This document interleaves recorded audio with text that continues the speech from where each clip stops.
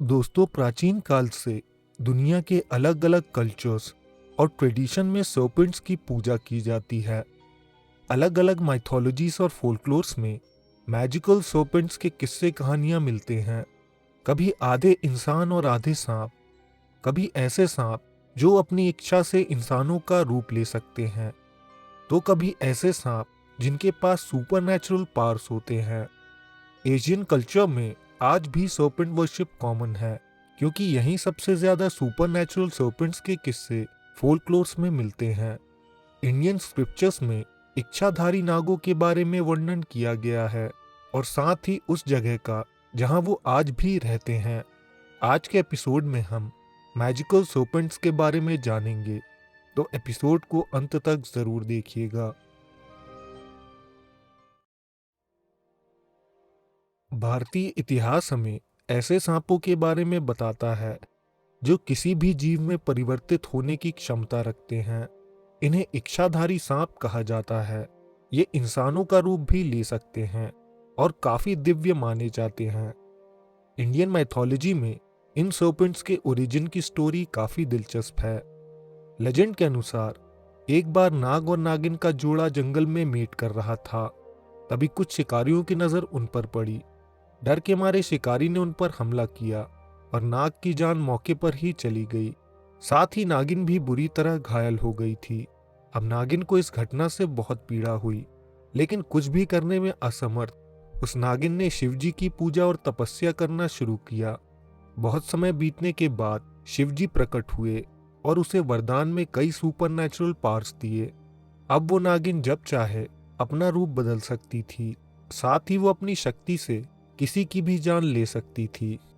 क्योंकि ये जोड़ा कोबरा प्रजाति का था, इसीलिए माना जाता है तब से लेकर आज तक अगर कोई कोबरा 100 वर्ष की आयु पूरी कर लेता है तो वो इच्छाधारी सांप बनने के लिए योग्य हो जाता है। अब स्वाति नक्षत्र के समय वो जब बारिश की बूंदें पीता है तो वो बूंदें नागमणि में परिवर्तित हो जाती हैं और वो सांप इच्छाधारी हो जाता है। इस नागमणि में सांप की सभी शक्तियां होती हैं। वो अंधेरे में ग्लो करती है, जिसकी मदद से सांप रात में शिकार करता है। नागमणि से सांप की इच्छाएं पूरी होती हैं। साथ ही वो 100 साल की स्वस्थ जिंदगी बिताता है। ये नागमणि 9 प्रीशियस स्टोन्स में से एक मानी गई है। अगर कोई व्यक्ति इसे हासिल कर ले तो वो भी 100 साल की स्वस्थ जिंदगी बिता सकता है। उसके पास धन की कभी कमी नहीं होती। साथ ही उसकी इच्छाएं पूरी होने लगती हैं। इसी नागमणि के लिए पुराने समय में सपेरे इच्छाधारी नागों की तलाश करते थे, और इंडियन फोल्कलोर्स में ऐसी सैकड़ों कहानियां मौजूद हैं जहां सपेरों का सामना इच्छाधारी सांपों से हुआ। हिंदू ग्रंथ महाभारत में नागा ट्राइब का जिक्र है, जो कि सुपरनैचुरल सर्पेंट रेस थी। जब अर्जुन वनवास के लिए गए थे तब उनकी मुलाकात एक नाग कन्या से हुई थी। वो उन्हें अंडरग्राउंड वर्ल्ड में ले गई और उनसे शादी करने के लिए प्रस्ताव भी दिया। अर्जुन ने नाग कन्या से शादी की जिसका नाम उलूपी था। उलूपी ने फिर एक ऐसे पुत्र को जन्म दिया था जो अर्जुन से भी ज्यादा शक्तिशाली बना। मैजिकल सर्पेंट्स के ये किस्से सिर्फ इंडियन माइथोलॉजी तक सीमित नहीं हैं, बल्कि दूसरे कल्चर्स में भी ऐसे सांपों के किस्से मिलते हैं। चाइनीज माइथोलॉजी में 2 ऐसे सांपों के किस्से मिलते हैं जो सीहू टाउन के पहाड़ में वास करते थे। ये इच्छाधारी नागिन थीं जो काफी तपस्या करके अपने लिए शक्तियां अर्जित करती थीं। इसके अलावा चाइना में ही मिडिल एजेस में एक ऐसी महिला के किस्से मशहूर हुए जो रात के समय एक सांप बनती थी और अकेले आने जाने वाले यात्रियों को आकर्षित करके उनकी जान ले लेती थी। बुद्धिस्ट और जैन स्क्रिप्चर्स में भी हमें कुछ ऐसे मैजिकल सर्पेंट्स का जिक्र मिलता है जो आधे सांप और आधे इंसान थे, जिनकी पूजा आज भी की जाती है। ग्रीक लोक कथाओं में कहा जाता है कि समुद्र की देवी सीटो ने फोर्सी से शादी की और उन दोनों की बेटी एचिडना हुई। ये आधी सांप और आधी इंसान थी। आगे चलकर एचिडना की 3 लड़कियां हुई जिन्हें गॉगन सिस्टर्स कहा जाता है। इनमें से 2 इमॉर्टल हैं और मेड्यूसा की जान चली गई क्योंकि उसका सर पर्सियस ने काट दिया था। बची हुई 2 गॉगन सिस्टर्स आज अंडरवर्ल्ड की रखवाली करती हैं। ग्रीक सभ्यता की इस कहानी का संबंध भारत की फोल्कलोर से जरूर है, जिसके बारे में हम बाद में बात करेंगे। भारत में कुछ ऐसे लोग मौजूद हैं जिन्होंने दावा किया कि पिछले जन्म में वो इच्छाधारी सांप रह चुके हैं। एक ऐसे ही किस्से के अनुसार गांव में रहने वाली एक लड़की ने दावा किया था कि वो एक इच्छाधारी नागिन थी। वो अपने प्रेमी के साथ मेट कर रही थी, तभी एक नेवले ने उन पर हमला कर दिया। सांप सीधा कुएं में जा गिरा और उनकी मौत हो गई। घर वालों को ये एक काल्पनिक कहानी लगी, लेकिन कुछ समय बाद उन्होंने गांव जाकर पूछताछ की तो गांव वालों ने उन्हें बताया कि यहाँ शिव मंदिर के पास के कुएं में नाग नागिन का एक दिव्य जोड़ा रहता था, जिनके शरीर एक सुबह कुएं के अंदर मिले थे। दोस्तों, माना जाता है ये मैजिकल सर्पेंट्स काफी अच्छे स्वभाव के होते हैं, लेकिन इन्हें परेशान करने पर ये काफी खतरनाक हो सकते हैं और लोगों की जान भी ले सकते हैं।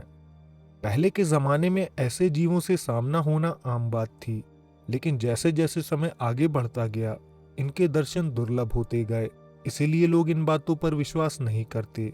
लेकिन दोस्तों, हमारे ग्रंथों में जानकारी दी गई है कि इच्छाधारी सांप धरती की सतह पर नहीं रहते। माना जाता है एक समय इनकी आबादी सतह पर इतनी हो चुकी थी कि बाकी स्पीशीज के लिए जगह कम पड़ने लगी। तब ब्रह्मदेव ने उन्हें जमीन के अंदर जाकर रहने का आदेश दिया था। हिंदू स्क्रिप्चर्स में वर्णन है कि धरती अंदर से खोखली है और उसकी 7 अलग अलग लेयर्स हैं। सबसे नीचे की लेयर को पाताल कहा गया है। ये किसी स्वर्ग से कम खूबसूरत नहीं, और यही वो जगह है जहाँ सभी इच्छाधारी सांप आज भी रहते हैं। इस जगह तरह तरह के क्रिस्टल्स होते हैं और काफी अच्छी सुगंध वातावरण में फैली रहती है।